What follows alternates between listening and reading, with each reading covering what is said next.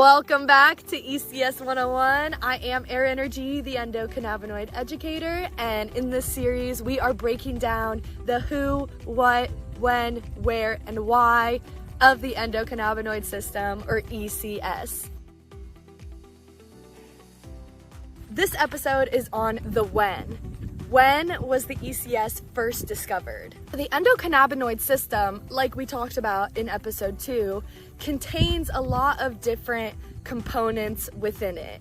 It's a whole system that contains different components like receptors, endocannabinoids, enzymes that create and break down the endocannabinoids, and other components that it interacts with. The first component of the ECS that was discovered was the CB1 receptor. It was discovered in 1988 by St. Louis University Medical School's professor, Alan Howlett, and his grad student, William Devane, when they were researching a rat's brain. They also found that the CB1 receptor was the most abundant G-coupled protein receptor in the brain.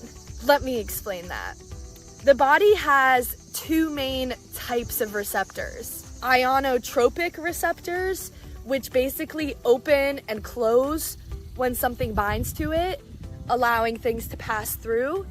And then there's G-coupled protein receptors, which when they get binded to, they cause a metabolic change somewhere in the body. So they're not just opening and closing, they're causing a cascade effect of changes. So that is what our endocannabinoid receptors are. They are G-coupled protein receptors that cause metabolic changes in our body.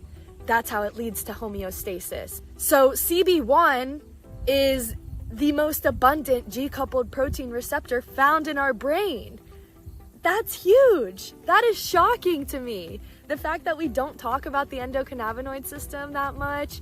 If we knew more about this system and the things that elevate the endocannabinoids that then can go bind to that very abundant receptor in our brain to elevate health and wellness and well-being and happiness, then we'd probably do it more. So keep watching this series. There's so much more good education still to come. Share this with people who may not know about the endocannabinoid system, because it can really change lives.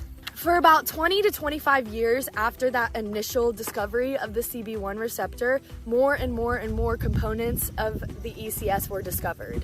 In 1992, anandamide was discovered, the endocannabinoid, and that was discovered by Professor and Dr. Raphael Mechoulam and his team. Dr. Raphael Mechoulam is one of the godfathers of cannabis. Mechoulam's discovery of the THC molecule and of anandamide, the endocannabinoid, and various other discoveries of cannabis and the endocannabinoid system led to the naming of the endocannabinoid system.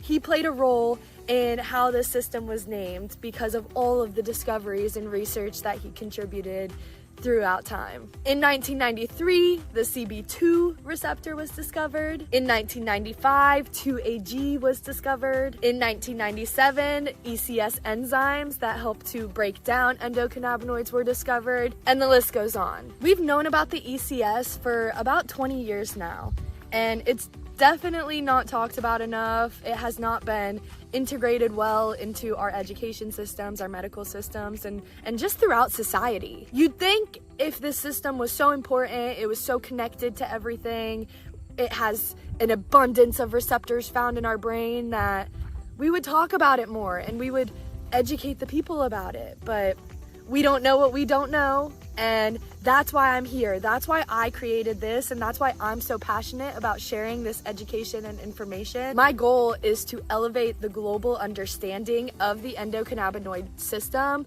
so that people better understand it and can then use it to benefit their health and their lives. Be sure to share this with your family, your friends, other people, to see if they know what their endocannabinoid system is. And if they don't, it can help open a door up for them to learn about it too. Thank you guys for watching, and I'll see you in the next episode.